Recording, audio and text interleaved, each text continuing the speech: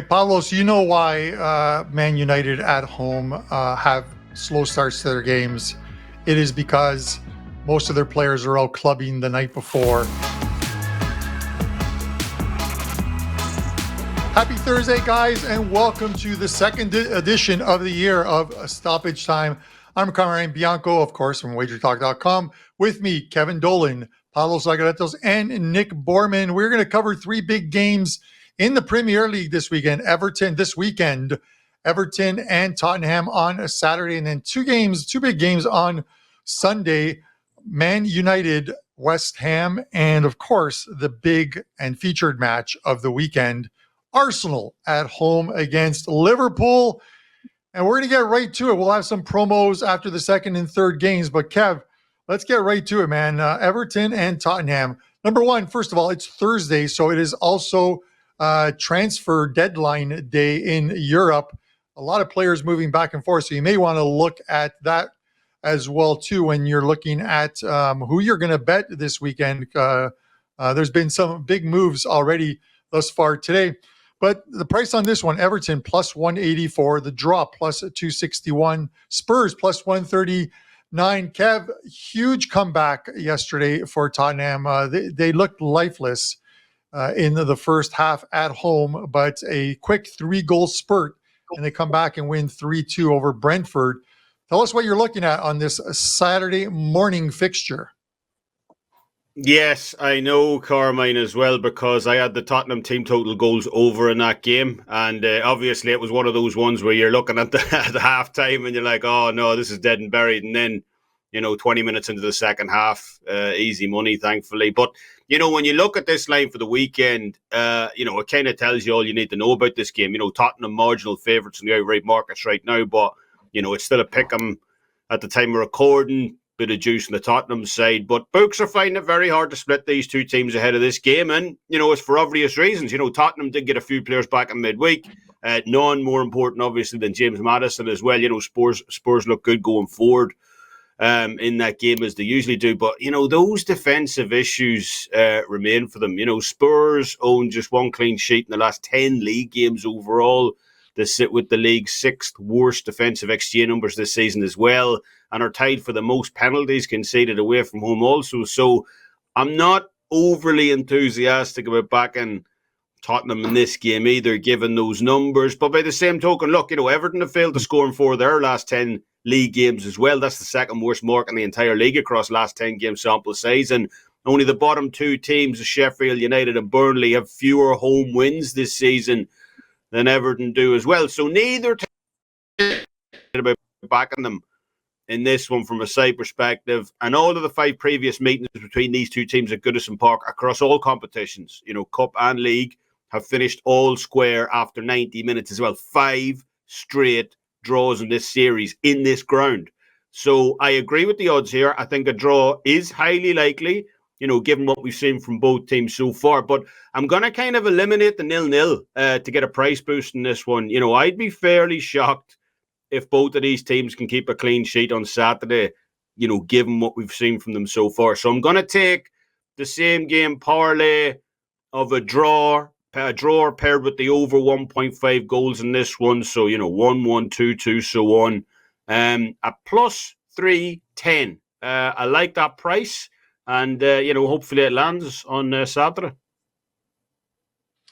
All right, that is a creative one, but one I like. Yeah, eliminated the 0-0. I don't think this finishes 0-0 between these two. Nick, you look at Everton, and I think if people all they did was look at these standings, they see them sitting in 18th and thinking in the relegation zone and thinking, oh, it's not the greatest season for Everton. But of course, they were given a 10-point penalty by the FA. Which has obviously hurt them. They'd be sitting just outside of the top 10 in the Prem, but they had a very good run of games to close out the year, but it hasn't been good of late. They are 0-2-3 their last 5 Prem games. Give me your thoughts on this one. Yeah, you bring up a great point about looking at the table and making a quick judgment based on that. So, yeah, add back the 10 points. They're sitting in 12th. I like to look even further on that because, I like to look at expected goal data. And you got Tottenham in 4th. You got Everton, I'm going to say 12th, with throwing the penalty out the window. Expected points has Tottenham 7th and Everton 8th, basically tied on points, which I think is a little bit more indicative of the play. I mean, the big reason for Tottenham especially is, as Kevin mentioned, a team that has defensive issues like they do is not a true top 4 contender. I'm sorry to say, there is just very little chance in my mind Tottenham hang on to that top 4 spot unless they just completely night and day switch what they're doing defensively. But there is no way they can stay where they are if they continue the way they've been playing defensively. Unfortunately, Carm, you mentioned the Toffees run right now, not very good. When listening to their last 5, they haven't scored in 3 matches. The good news is they are playing the Spurs, who allow a lot of goals. And over just their last 13 matches, Tottenham, they've allowed a whopping 25 goals. They kept just 1 clean sheet. They've averaged 2.06 expected goals allowed per match during that span, which actually includes the reverse fixture in this Everton match, which they won at home. Tottenham won at home 2-1, despite allowing nearly 2 expected goals to Everton. Just again, another indicator that Tottenham allows chances, even if the other team doesn't always convert them. Eventually just continuing to allow chances is going to come back to bite you. Betting on goals has become standard practice in Spurs matches, though the concern I would have is that Everton is the number 1 both teams to score no team in the Premier League at just 7 yes and 15 no is the record on this year. So in one sense, in that there, it might be hard to trust goals. So I'm kind of just looking at this on the agent handicap line. Everton plus 1/4 of a goal at home. I'm struggling to separate the two teams too. I think this is a good spot for Everton, to maybe get something out of a match, grab a draw. I never want to lay anything on a team. I say that all the time, a team that I don't trust their defense. That is certainly Spurs. And if you look at their away record or away results this year, they do have 5 wins, but the list of the wins is Nottingham, Palace, Luton, Burnley, and Bournemouth. All teams ranked 13th or lower in the table. This is not a team that's going in and beating anybody with quality. And I think Everton's actually decent quality, even though they may not look it in the table. So short week as well, right? Tottenham got to turn around real quick on the road. So yeah, just another little factor tipping the scale slightly to Everton, in my opinion. So I don't mind grabbing the head start on Everton plus 1/4. All right, Nick Borman, WagerTalk. Pavlos, you're going to get the final word on this one. That top 4 race is going to be a good one in the Prem. There's a lot of teams.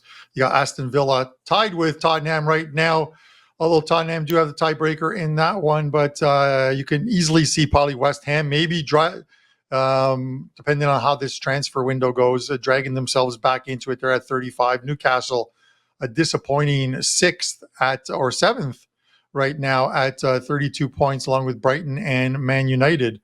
Give me your thoughts here. I was looking at the Everton matches in 2024. Now they have 3 goalless draws in there: a win by 1-0 against Palace and a loss by 2-1 to Luton. And I was looking at how they're struggling, even though they're creating a lot of shots. I mean, they had against Fulham they had 21 shots, but just 4 on target, which amounted to 1.25 xg. So 21 shots generating 1.25 xg. That tells you that they're generating shots, but their shots are not good. And that has been the case for them in all 5 matches so far in the new year. They do create good looks, but all their shots are not good. So they had 14 shots with just 2 on target in their 2-1 loss to Luton. They had 11 shots, just 5 on target in their win against Palace. They had 10 shots with 2 on target in their goalless draw against Villa, and 13 shots with 3 on target in the other goalless draw against Palace. Just to put that into perspective, Tottenham had 19 shots, which is probably fewer than what Everton have been generating lately. So Tottenham had 19 shots with 5 on target against Brentford yesterday, scoring 3 goals and generating 3.26 xg. They had 16 shots with 6 on target in the 2-2 draw against Manchester United and generated 1.5 xg. So there's a clear-cut difference between these two, and we're already looking to back Tottenham in this spot. They have a very good goalkeeper in Guglielmo Vicario, who, by the way, he said something to Ivan Toney after yesterday's match about having bet on the match or something. It's really funny. Just look in the social media and you'll find it. So if Everton keep recording just 1, 2, 3 shots on target, I seriously doubt that they're even going to score here. So the decider because, as Kevin said, there's a lot of draws in this venue between the two sides. Actually, Tottenham are unbeaten. Wait, let me pull up the stats here. They're unbeaten in the last decade in this venue. So the last loss here was in 2012. And since then, they have 3 wins and 8 draws, with each of the last 5 being draws. So again, Everton are battling relegation. They absolutely need the points because they have an upcoming match at Manchester City. So if they lose to Tottenham and then probably lose to City, they're probably going to find themselves inside the relegation zone. So they absolutely need to take something from this match. Now, Tottenham, they also need to win to remain inside the top 4 spots. So this is going to be a very, very tricky match for both sides. Keep in mind that Tottenham have 3 consecutive home matches coming up after this one. So even a draw here would be good enough for them to remain inside the top 4. Now, if this game escapes a draw, there's a very good chance it goes the other way. So I like the protection of the push in the event of a draw. I like Tottenham Pick'em here, minus 130. Of course, this is the same bet as draw no bet. So shop around if you might be able to, find some better numbers. But I think I feel that Tottenham will be able to avoid the loss here. So give me Tottenham Pick'em minus 130.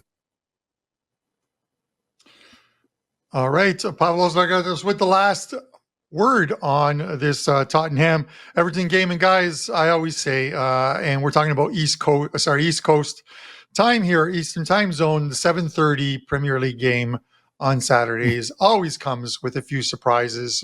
So proceed with caution. Kev, I'm going to go to you on the next one.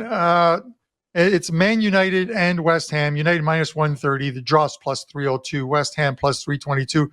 Pablo's talked about Everton and some of the lack of scoring. Speaking of lack of scoring, Man United on 24 goals. Only 2 teams worse than them right now. And those 2 teams sit 19th and 20th in the Prem this season. Now, you could look at it and say, wow, they've got a couple of confidence-building wins, but those came against Wigan and Newport in the FA Cup. What do you see here? Can't be dissing Wigan, Carm. That's a serious outfit. So, United did well in that one. A bit of a difficult one, just, because we have to see both of these teams kick off in midweek action. We'll see what happens there. Recording this before, obviously. But, United's numbers, when you look at them, have been night and day from their home form to their road form this season. United have averaged 1.72 XG per game inside Old Trafford this season. That drops off massively to 1.09 XG on the road. That's an absolutely huge difference, one of the biggest in the Premier League. So there's always that. Obviously, they're at home for this one, so their numbers are bound to improve. And United have beaten West Ham on 3 straight occasions inside Old Trafford in the league as well, all coincidentally coming by exactly 1 goal to 0. So I'm going to keep this one simple. If it ain't broke, don't fix it. I feel like I need to bless myself ahead of this one, but I'm going to take Manchester United to win by exactly 1 goal to 0 on Sunday against West Ham. That's a big, big price. Plus 800, and it's happened in each of the last 3 times these 2 teams have met at this venue in the league as well. So it'll be a great way to cap off the weekend, landing a big plus 800 winner. So yes, correct score, Manchester United 1-0, plus 800, like that. That is a huge price. Nick, you look at it, and West Ham have been a thorn in my side this season. I always seem to find myself on the wrong end of their results, whether I'm fading them or taking them. But I'm beaten in their last 5 Prem games, and that includes a 2-0 win at the Emirates against Arsenal and a 2-0 home win against this United team as well. Give me your thoughts. Yeah, it's very hard for me to want to put any money on United. I get the 8-1 price on a correct score or whatever. It's just a flyer, you're not betting a lot. But anytime I put money on United this year, I might as well just burn it, flush down the toilet. It's just a waste of time. And right now they are not in good form. You mentioned the opposites of these 2 teams is 2 wins in their last 10 matches for United, but in the Premier League and Champions League. You already mentioned there the highlights of Wigan and Newport in the FA Cup, 2 lower division clubs, but they've allowed 17 goals, an average of 1.73 expected goals allowed over those last 10 Premier League and Champions League matches. The Hammers, just one loss in their last 12 between the Premier League and the Europa. Clearly better form. They were eliminated from both English Cups during that time frame, but they've kept 5 clean sheets in their last 7 matches between all competitions. And really what it comes down to, I said it in the last breakdown, is whose defense do I trust more? It ain't United. I can't say it enough. I'm just simply going to avoid laying any sort of a handicap on a team that has a bad defense, and I associate that with United, especially on the road. As I mentioned, allowing those 1.73 expected goals over the last 10. Both teams do play on Thursday, after we're taping this show, but no rest advantage either side there. And unless something major happens in that game or injury or something, I just don't see my opinion changing here. You can get West Ham right now plus 3/4 of a goal for minus 120. So even if Kevin's prediction is true of a 1-0 or a whatever type of a 1-goal win happens for United, it's still only a half loss. So it's going to take a 2-goal United win to fully lose this wager. I think that's awesome value on West Ham. If you want to get a little riskier, you could just take the double chance on West Ham at a small plus price. But I really like West Ham to get something out of this match. I mean, they may win this, but at least to draw it, I see so many scenarios where that happens, and I just do not want to touch United laying anything. So I'm very comfortable with West Ham in this one. All right, Nick, I want to go to a promo here because, I'm excited, season ticket holder, of course, for Toronto FC, and excited in Toronto FC should never go in the same sentence, given their miserable season last season here in Toronto. But it's a new season, and every new season, everyone starts level. You killed it in the MLS last year, and of course, same thing in golf. You've got a promo. Tell us about it. The good news for you, Carm, is Toronto has only one place to go, and that is up. But yes, MLS just a few weeks away. Early bird special right now. You can get the MLS season package for just $179. It's normally $299, so great deal going on. And that runs a long time. It starts in February, goes all the way through the first week of December. So there is really only 2 months of the year that we are not going to have MLS action.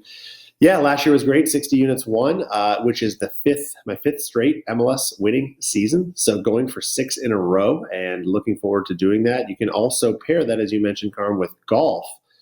Golf was crazy for me last year. 12 outright winners, 133 units gained. So between both, nearly 200 units gained. And you can get both seasons. So you got MLS through to December, golf through the Tour Championship, which is the beginning of September. Combination is $349, so it's half price. It's normally $699, so you can grab that right now as well. Both great deals, and I can't wait for this MLS season to get underway. Looking forward to it, Nick. Guys, you got to take advantage of this deal. Nick killed it in MLS, does the same in golf as well, too. It is a great deal. Take advantage of it and just get those plays straight into your email box once Nick loads them up. Pavlos, I'm going to give you the final word on this Man United West Ham game. I'm just wondering about goals in this game. Do we see any goals? Is this West Ham team plays well defensively? You look at them, at least on the road, in 11 games this season, 8 times they have been either ahead or even at halftime in their games. 8-11 is a very good mark. If you're getting any plus money, or if you're getting even a plus a half a goal, give me your thoughts on this game. Okay, first of all, this looks like an under to me. There is a very, very big history in the head-to-head of unders in this matchup, and the Asian spread, the total is set at 3 goals. I don't think I see 4 goals or more. Again, it's like 10, 12 matches in a row with under 3 goals, and the only one that went to the over had a couple of goals in the stoppage time. But that's not where I'm going here. Looking at the first half stats, Manchester United actually have the worst first half record at home in the EPL this season, with just 1 win, 3 draws, and 7 losses. They have the second worst first half offense at home with 4 goals, the second worst first half difference with 11 conceded, and the worst first half goal difference with -7. So they're really struggling at home, and they actually got their first home win in the first half against Tottenham a couple of days ago. So they were winless in the entire season, but they broke that streak a couple of days ago. And just to put that into perspective, they won actually just one of their 5 first halves at home in the other competitions, the EFL Cup and the Champions League. And if we look at how West Ham are doing in first halves on the road, they actually have the second best first half record on the road with 4 wins, 4 draws, and 3 losses. They held Liverpool to a 1-1 draw at halftime. They beat Arsenal at halftime. So I'm looking at West Ham plus a quarter goal in the first half. And keep in mind, guys, that Manchester United were winning at halftime in just one of the last 12 matches against West Ham, with 1 win, 6 draws, and 5 losses. So I'm not really sure where Manchester United's favoritism in this spot is coming from. The first half Asian spread is set at 0.25. I'm taking first half West Ham plus 0.25 at minus 120. That's a split line between first half West Ham plus half a goal and first half West Ham pick'em. And this bet wins if West Ham wins the first half. It's a half win if it's a draw in the first half, and only loses if West Ham lose the first half. And I just don't see that happening. All right, Pavlos, you know why Man United at home have slow starts to their games. It is because most of their players are out clubbing the night before, and it takes them about 45 minutes to get started. Rashford, the latest one. Sancho was part of that group as well, too. Kev, let's go to the featured game of the weekend. Arsenal and Liverpool, Sunday, 11:30 Eastern Time. Arsenal plus 264, Liverpool plus 201. Listen, Arsenal, 3-game losing streak. I know one was an FA Cup game against Liverpool here at the Emirates, but back-to-back wins now, 5-0 over Crystal Palace, 2-1 over Nottingham, back into the win column, and they need wins at this point. I don't think a draw is going to help them out much here. If they're looking to win that EPL title. Give me your thoughts here. Yeah, I was kind of hoping last week we'd see this line come out at 2.5, potentially, optimistically, obviously. Saying as it's a big games tend to go under the total more often than not, but that was a bit ambitious on my part. 2.75 right now, juice to the over.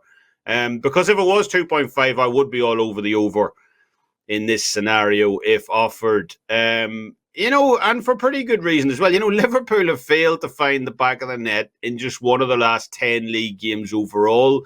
They own by far the best defensive XG numbers this season in the Premier League as well. And while Arsenal have failed to score in just one of the last 6 games at home, they also sit first place in set piece goal creation at home this season also. So both of these teams are very, very proficient in terms of finding the back of the net.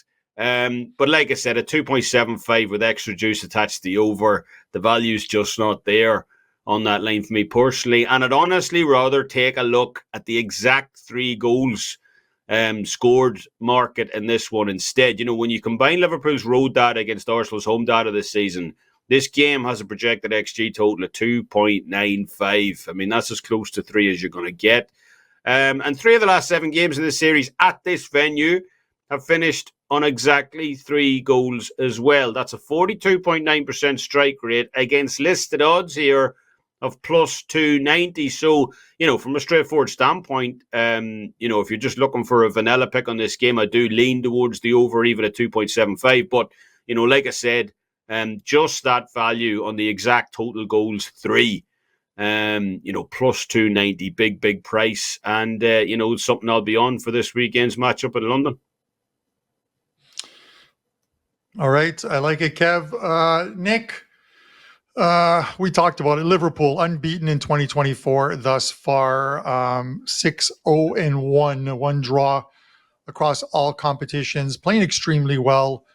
Pretty much made quick work of it on Wednesday as well too. Give me or on Tuesday. Give me your thoughts on this one.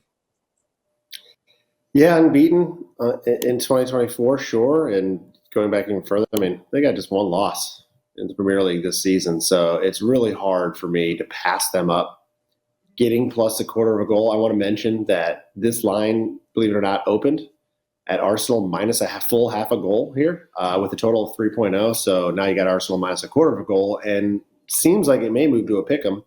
with a total of 2.75. So clearly money coming in on Liverpool and the under, which I do lean towards both for this match. Of course, always sucks to know you missed the best of the number, but that's where I'm looking. Liverpool, they smashed Chelsea midweek. Arsenal just snuck by Nottingham, though any road win really in the Premier League is still good. But both of those results probably quickly helped to move this number.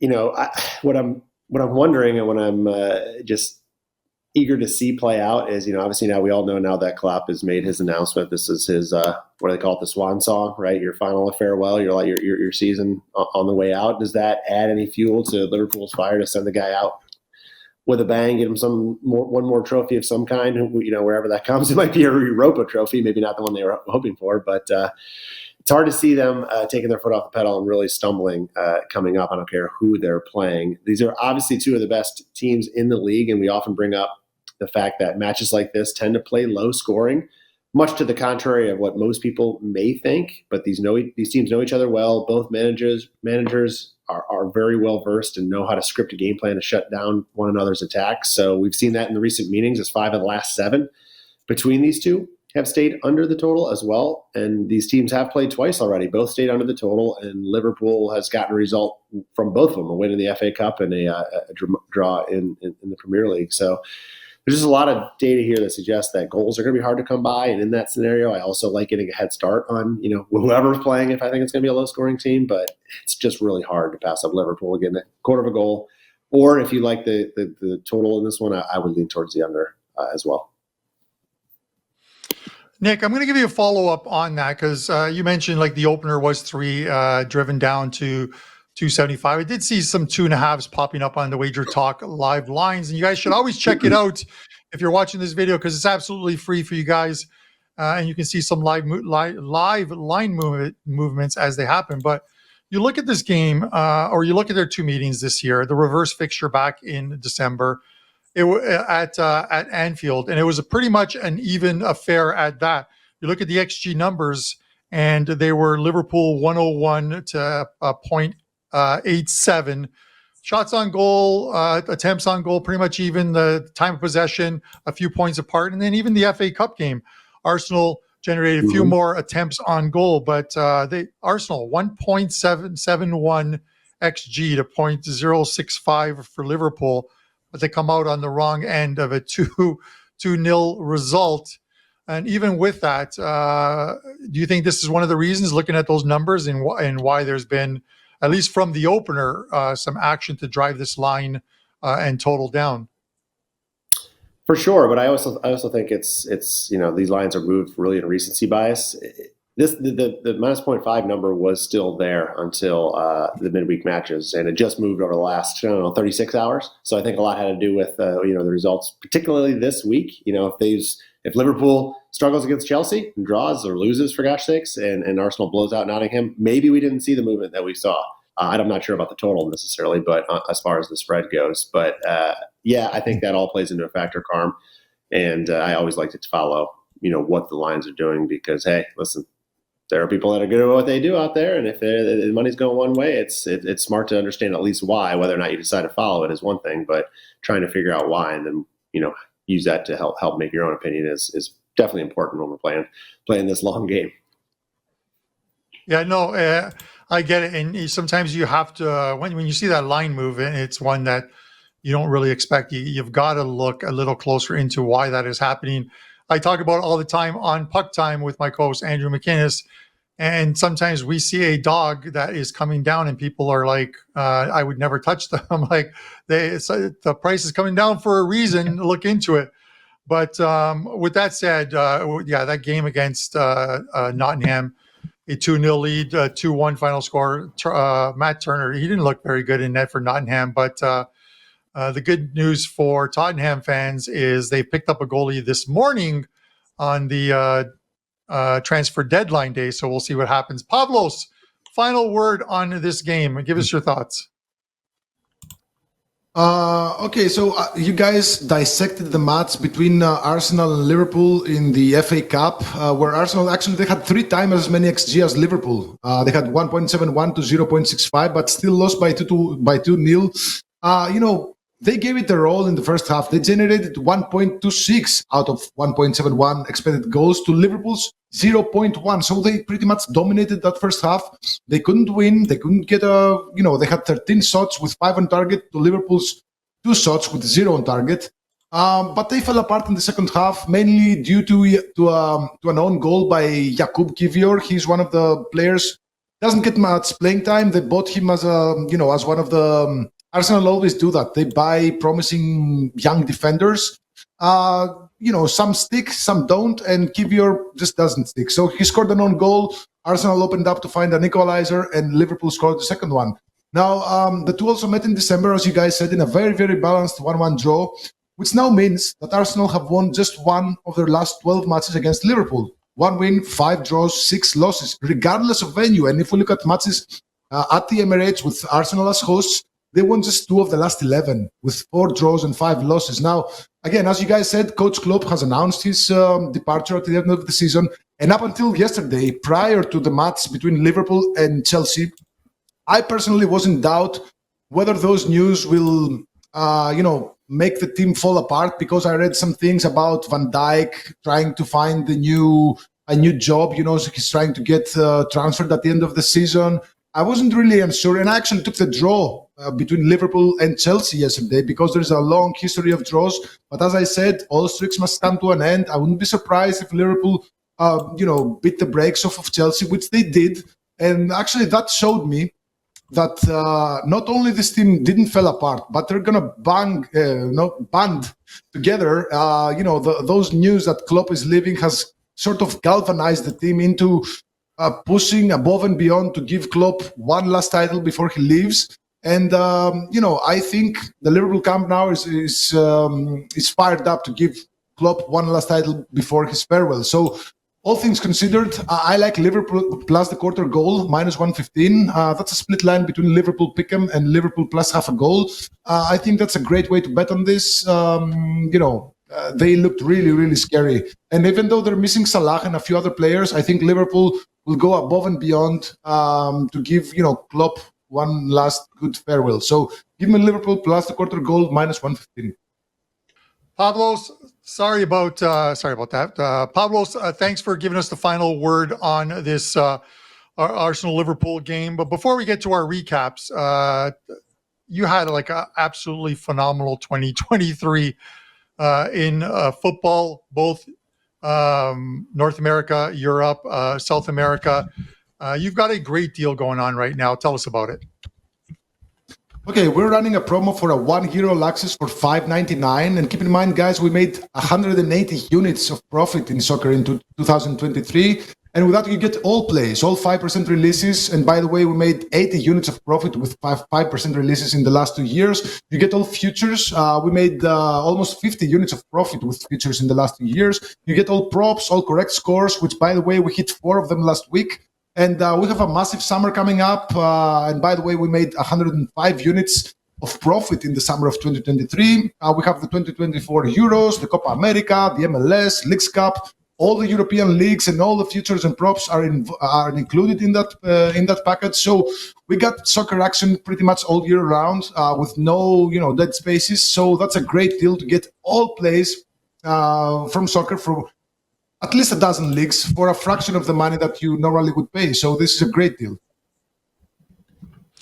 All right, great. And like he said, he killed it, especially in the summertime, guys. It is 12 months a year, unlike other mainstream sports where, the seasons are 5 to 6 or 7 months long. You've got 12 months of plays, almost everything daily, which is great as well, too. So take advantage of that deal. You'll find it on his page over at WagerTalk. All right, Kev, I'm going to go to you. Let us know what you have going to this weekend, what you'll have up for clients, and we'll have a look at your leans on today's show. Yeah, we'll have our EPL players loaded up for this weekend. Likely overnight, Carmine. Tomorrow morning at the latest. Came off a nice winner, like I said, in midweek with that Tottenham team total goals over against Brentford. And outside of that, the Six Nations Rugby Tournament kicks off tomorrow on Friday. Runs right the way through until March 16th, so plenty of action to look forward to there. And if you lock in, while you guys are doing Major League Soccer, I'll be doing Major League Rugby. And if you lock in my Major League Rugby season pass, which is over on my page right now, Major League Rugby season kicks off on March the 2nd. You get the Six Nations for absolutely nothing. So great time to jump on board. We hit almost 70% in the recent Rugby World Cup that took place last autumn as well. And we've already got 5 big tournament futures loaded up for the Six Nations as well. Some big prices. So, make sure and join us for that before Friday's opening game.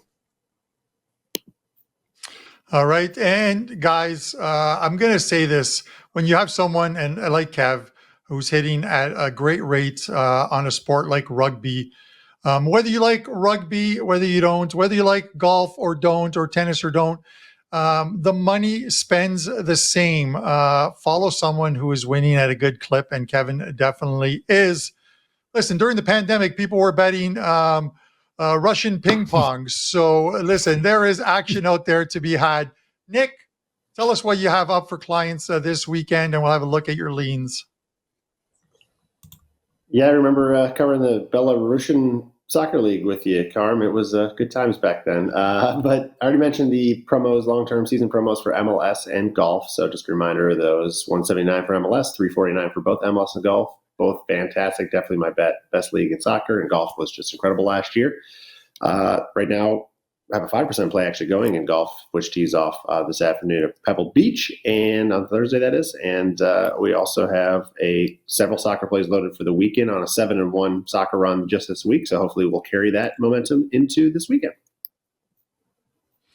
All right, and we will go to the Greek wizard, the man himself, Pavlos Recap. Tell us what you have up for the weekend, and we'll have a look at your leans on today's show.